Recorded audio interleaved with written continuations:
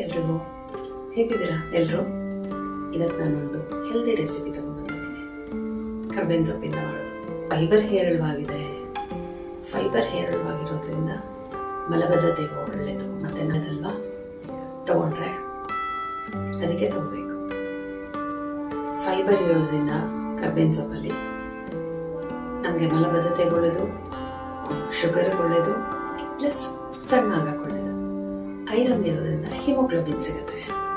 Calcium ಇರೋದ್ರಿಂದ ನಮ್ಮ ಮೂಳೆಗೆ ಒಳ್ಳೆಯದಿದೆ. ಎ ಇರೋದ್ರಿಂದ ನಮ್ಮ ಕಣ್ಣಿಗೆ ಒಳ್ಳೆಯದಿದೆ. ಇಷ್ಟೇ ಔಷಧೀಯ ಗುಣ ಇರೋ ಕರ್ಬೇವಿನ ಸೊಪ್ಪನ್ನ ಒಗ್ಗರಣೆಗೆ ಹಾಕಿ ಸ್ಮೆಲ್ ಚೆನ್ನಾಗಿದೆ, ಆಮೇಲೆ ಸೈಡಲ್ಲಿ ತಿನ್ನು ಅಂತ ಇಟ್ಬಿಡ್ತಾರೆ ಮಕ್ಕಳು. ದೊಡ್ಡವ್ರು ತಿಂತೀವಿ ಬಿಡಿ, ನಮಗೆ ಆರೋಗ್ಯದ ಬಗ್ಗೆ ಕಾಳಜಿ ಇದೆ ಅಲ್ವಾ, ಹಾಗಾಗಿ ಮಕ್ಕಳು ತಿನ್ನಲ್ಲ. ಸೊ ಮಕ್ಕಳಿಗೂ ಏನಾದರೂ ಮಾಡಿ ಕೊಡ್ಬೇಕಲ್ಲ, ಅದಕ್ಕೆ ಒಂದು ರೆಸಿಪಿ. ನೀವು ಕೂದಲು ಏನಾದರೂ ಚೆನ್ನಾಗಾಗಬೇಕಾ? ಖಂಡಿತ ಕರ್ಬೇವಿನ ಸೊಪ್ಪು ಚೆನ್ನಾಗ್ತೀನಿ. ಕರ್ಬೇವು ತಿಂದರೆ ಖಂಡಿತ ಕೂದಲು ಚೆನ್ನಾಗಾಗುತ್ತೆ.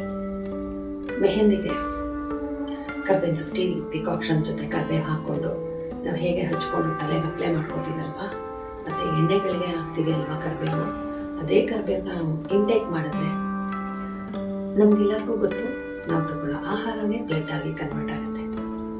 ಹಾಗಿರುವಾಗ ನಾವು ಇಂಟೇಕ್ ಮಾಡಿದ್ರೆ ಅದರಿಂದ ಎಷ್ಟು ಬೆನಿಫಿಟ್ಸ್ ಇರುತ್ತೆ ಅಲ್ವಾ,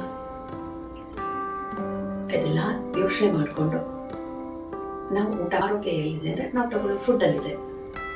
ಒಳ್ಳೆ ಫುಡ್ ತಗೊಂಡ್ರೆ 4 ದಿನ ಚೆನ್ನಾಗಿ ಬಾಳ್ತೀವಿ, ಹೆಲ್ದಿಯಾಗಿರ್ತೀವಿ ಅಲ್ವಾ.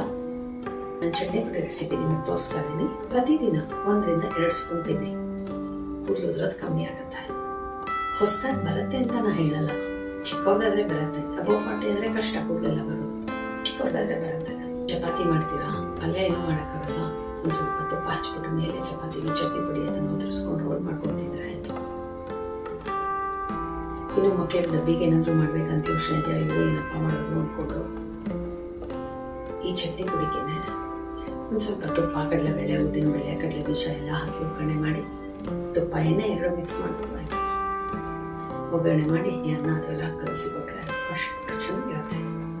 ಮಕ್ಳಿಗೆ ಗೊತ್ತು ಕೂಡ ಆಗಲ್ಲ ಇದು ಕರ್ಬೇವಿನ ಚಿತ್ರಾನ್ನ ಏನೋ ಅದು ಏನಾದ್ರು ಮಾಡೋದು ಅಂತ ಖಂಡಿತ ಮಕ್ಳಿಗೆ ಗೊತ್ತಾಗಲ್ಲ. ಚೆನ್ನಾಗಿರುತ್ತೆ. ನಾನು ಇಷ್ಟೊಂದು ದೋಸೆಗೆ ಹಾಕೋಬೋದು, ಹೊರಗಡೆಯಿಂದ ಎಲ್ಲಿಂದಾದ್ರೂ ಬಂದಾಗ ಸಾಕಾಗ್ಬಿಟ್ಟಿದ್ರೆ ಇದೊಂದು ಚಟ್ನಿ ಪುಡಿ ಇದ್ರೆ ಮುಗೀತು, ಹೆಂಗೋ ಮ್ಯಾನೇಜ್ ಆಗುತ್ತೆ 1 ಟೈಮಿಗೆ 1 ದಿನಕ್ಕೆ. ಇವಾಗ ರೆಸಿಪಿ ಹೇಗೆ ಮಾಡೋದು, ಅದಕ್ಕೆ ಏನೇನು ಇಂಗ್ರೀಡಿಯೆಂಟ್ ಬೇಕು ಅಂತ ನೋಡ್ಕೊಳ್ಳೋಣ. ಬಾಣಲಿ ಇಟ್ಕೊಂಡಿದ್ದೀನಿ. ಬಾಣಲಿ ಬಿಸಿಗೆ ಅಂತ ಕರ್ಬೇವಿನ ಸೊಪ್ಪು 1-2 ಬಟ್ಲು ತೊಳೆದು ಒಣಗಿಸ್ಕೊಂಡಿರೋದು, ಸ್ವಲ್ಪ ಬೆಳ್ಳುಳ್ಳಿ ಬಿಡಿಸಿ ಇಟ್ಕೊಂಡಿದ್ದೀನಿ, ಮತ್ತು ಒಂದು ಸ್ವಲ್ಪ ಒಣ ಕೊಬ್ಬರಿ ಇಟ್ಕೊಂಡಿದ್ದೀನಿ. ಇದೆರಡು ತೊಳೆದು ಕರ್ಬೇವಿನ ಸೊಪ್ಪನ್ನ ಗಲೀಜಿರುತ್ತೆ ಅಂತ ಒಣಗಿಸಿಟ್ಕೊಂಡ್ಬಿಟ್ಟಿದ್ದೀನಿ ಮುಂಚೆನೇ. ಅದು ತೊಳೆದು ಒಣಗಿಸಿಟ್ಕೊಂಡ್ರೆ ಚೆನ್ನಾಗಿರುತ್ತೆ ಅಂತ ಅಷ್ಟೇ, ಬೇರೆ ಏನೂ ಇಲ್ಲ.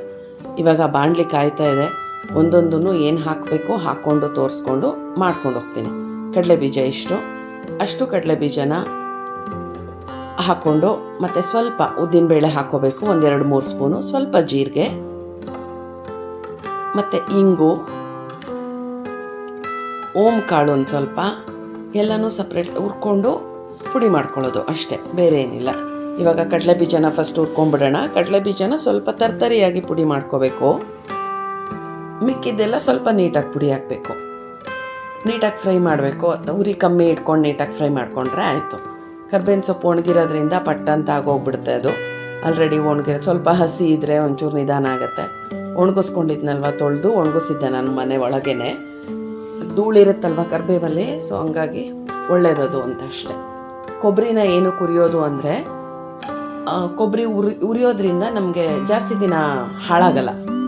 ಈ ಸ್ಪೂನಲ್ಲಿ 3 ಸ್ಪೂನು ಉದ್ದಿನಬೇಳೆ ಹಾಕೋತಾ ಇದ್ದೀನಿ. ಉದ್ದಿನಬೇಳೆ ನಮ್ಮ ದೇಹಕ್ಕೆ ತುಂಬಾ ಒಳ್ಳೆಯದು, ಮತ್ತು ಟೇಸ್ಟ್ ವೈಸೂ ಚೆನ್ನಾಗಿರುತ್ತೆ. ಉದ್ದಿನಬೇಳೆ ಚೆನ್ನಾಗಿ ಅನಿಸುತ್ತೆ ತಿನ್ನುವಾಗ, ಬಾಯಿಗೆಲ್ಲ ಸಿಕ್ಕರೆ. ಇವಾಗ ಇದಕ್ಕೇನೆ ಸ್ವಲ್ಪ ಇಷ್ಟು ಸಾಕು. ಅದು ಓಂ ಕಾಳು ನಾನೀಗ ಹಾಕ್ಕೊಂಡಿದ್ದು, ಓಂ ಕಾಳು, ಜೀರಿಗೆ ಎಲ್ಲ ಇದಕ್ಕೆ ಹಾಕ್ಕೊಂಡು ಹುರ್ಕೊಳ್ಳೋದು. ಇನ್ನೊಂದು ಸ್ವಲ್ಪ ಹಾಕೋತೀನಿ ಜೀರಿಗೆ, ಆಲ್ಮೋಸ್ಟ್ 1-1.25 ಸ್ಪೂನಷ್ಟು ಜೀರಿಗೆ ಹಾಕ್ಕೊಂಡಿದ್ದೀನಿ. ಜೀರಿಗೆ, ಓಂ ಕಾಳು ಗ್ಯಾಸ್ಟ್ರಿಕ್ಕಿಗೆ ತುಂಬ ಒಳ್ಳೆಯದು. ಒಂದು ಸ್ವಲ್ಪ ಬೆಳ್ಳುಳ್ಳಿ ಸಿಪ್ಪೆ ತೆಗೆದಿಟ್ಕೊಂಡಿದ್ನಲ್ಲ, ಆ ಬೆಳ್ಳುಳ್ಳಿ ಹಾಕೋತಾ ಇದ್ದೀನಿ. ಇದಕ್ಕೆ ಇವಾಗ ಒಂದು ಸ್ವಲ್ಪ ಹುಣಸೆಹಣ್ಣು ಹಾಕ್ಕೊಂಡು ಹಿಂಗೆ ಹಾಕ್ಕೊಂಡ್ರೆ ಆಗೋಗುತ್ತೆ. ಎಲ್ಲನೂ ಇದರಲ್ಲೇ ಹುರ್ಕೊಳ್ಳೋದೇನೆ, ಇದ್ರ ಜೊತೆ ಹುರ್ಕೊಂಡ್ರೆ ಆಗುತ್ತೆ, ನಡೆಯುತ್ತೆ. ಸಪ್ರೇಟಾಗಿ ಏನಂತಿಲ್ಲ. ಹುಣಸೆಹಣ್ಣು ಏನಕ್ಕೆ ಅಂದರೆ ಸ್ವಲ್ಪ ಬಿಸಿ ಆದರೆ ಪುಡಿ ಮಾಡ್ಕೊಳ್ವಾಗ ಸರಿ ಹೋಗುತ್ತೆ ಅಂತ ಅಷ್ಟೇ ಒಂಚೂರು ಹುರ್ಕೊಳ್ಳೋದು. ಉದ್ದಿನಬೇಳೆ ಅದೆಲ್ಲ ನೀಟಾಗಿ ಹುರಿಬೇಕು, ಇಲ್ಲಾಂದರೆ ಹಸಸಿ ಇದ್ದರೆ ಡೈಜೆಷನ್ ಆಗಲ್ಲ. ಸ್ವಲ್ಪ ಹಿಂಗು, ಆ ಬಿಸಿಗೇನೆ ಆಗೋಗುತ್ತೆ. ಸ್ಟವ್ ಆಫ್ ಮಾಡಿಕೊಂಡು ತಣ್ಣಗಾದ್ಮೇಲೆ ಒಂದೊಂದೇ ಪುಡಿ ಮಾಡ್ಕೊಳ್ಳೋದು. ನೋಡಿ ಕಡಲೆ ಬೀಜ ಪುಡಿ ಮಾಡ್ಕೊಂಡಿದ್ದೀನಿ. ಸ್ವಲ್ಪ ತರ್ತರಿಯಾಗಿ ಕಾಳೆಲ್ಲ ಸಿಕ್ಕರೆ ತಿನ್ನುವಾಗ ಕಡಲೆ ಬೀಜ ಚೆನ್ನಾಗಿರುತ್ತೆ.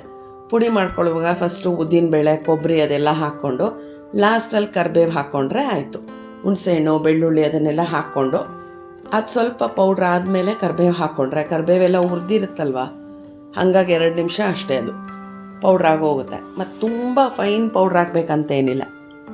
ನಾನು ಖಾರದ ಪುಡಿನ ನಾನೇ ಮಾಡ್ಕೋತೀನಿ. ಒಣಮೆಣ್ಸಿನ್ಕಾಯಿನ ತಂದು ಹುರಿದು, ಹಾಗಾಗಿ ನಾನು ಅದನ್ನೇ ಹಾಕ್ಕೋತಿದ್ದೀನಿ. ಹಾಗಿಲ್ಲ ಅನ್ನೋರು ಒಣಮೆಣ್ಸಿನ್ಕಾಯಿನೇ ಹುರಿದು ಹಾಕ್ಕೋಬೋದು, ಅಂಗಡಿಯಿಂದ ಏನಾದ್ರು ತರೋರಿದ್ರೆ. ಮತ್ತೊಂದು ಸ್ವಲ್ಪ ಉಪ್ಪು ಖಾರ ನಿಮ್ಮ ಅಳತೆ ನೋಡ್ಕೊಂಡು ಹಾಕ್ಕೊಳ್ಳಿ. ಒಂದು ಕಾಲು ಸ್ಪೂನಷ್ಟು ಬೆಲ್ಲದ ಪುಡಿ ಹಾಕ್ತಾಯಿದ್ದೀನಿ. ಇದಕ್ಕೆ ಚೆನ್ನಾಗಿ ಅನಿಸುತ್ತೆ ಬೆಲ್ಲ ಕೂಡ.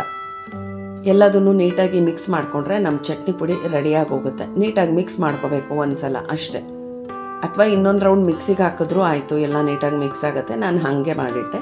ನೋಡಿ ಚಟ್ನಿ ಪುಡಿ ಇವಾಗ ರೆಡಿ ಇದೆ. ಇದನ್ನು ಚಪಾತಿಗೆ ಅನ್ನಕ್ಕೆ ಒಗ್ಗರಣೆಗೆ ಕೂಡ ಮಾಡ್ಕೋಬೋದು. ನಾನು ನಿಮಗೆ ಅನ್ನ ಒಗ್ಗರಣೆ ಮಾಡೋದನ್ನು ತೋರಿಸ್ತಾ ಇದ್ದೀನಿ. ನಾನು ಒಗ್ಗರಣೆಗೆ ಹಾಕ್ಬಿಟ್ಟಿದ್ದೆ, ಆಮೇಲೆ ವೀಡಿಯೋ ಮಾಡಿಕೊಂಡೆ. ಏನಿಲ್ಲ, ಕಡಲೆಬೇಳೆ, ಉದ್ದಿನಬೇಳೆ, ಸಾಸಿವೆ, ಜೀರಿಗೆ, ಕರಿಬೇವು, 1-2 ಒಣಮೆಣ್ಸಿನ್ಕಾಯಿ ಹಾಕ್ಕೊಂಡಿದ್ದೀನಿ. ಒಂದು ಸ್ವಲ್ಪ ತುಪ್ಪ ಎಣ್ಣೆ 2 ಮಿಕ್ಸ್ ಮಾಡಿದ್ದೀನಿ ನಾನು.